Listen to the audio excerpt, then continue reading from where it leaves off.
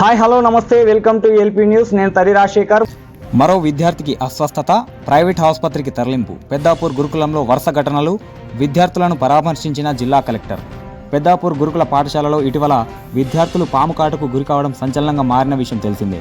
అయితే ఆ ఘటన మరవక ముందే అదే పాఠశాలలో బుధవారం 8వ తరగతి చదువుతున్న మరో విద్యార్థి అస్వస్థతకు గురి కావడంతో కొరుట్లలోని ఓ ప్రైవేట్ ఆసుపత్రిలో యాంటీ వీనమ్ ఇంజెక్షన్ ఇచ్చి వైద్యం అందిస్తున్నారు.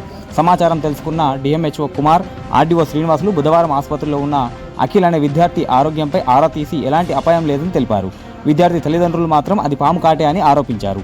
కాగా తాజాగా గురువారం 8వ తరగతి చదువుతున్న మరో విద్యార్థి బోడ యశ్వంత్ అనే విద్యార్థి అస్వస్థతకు గురి కావడంతో అలర్ట్ అయిన పాఠశాల సిబ్బంది కొరుట్లలోని ఓ ప్రైవేట్ ఆసుపత్రికి తరలించారు.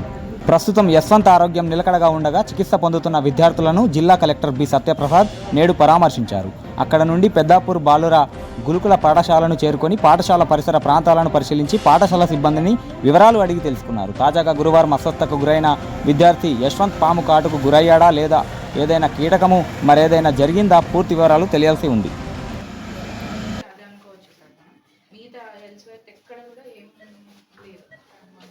ఎప్పుడు చూసుకున్నావు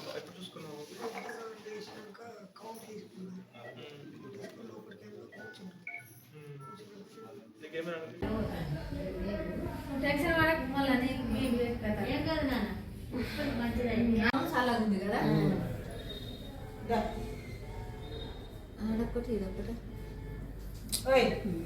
అట్లా అనుకుంటున్నా ఆలుకట్టు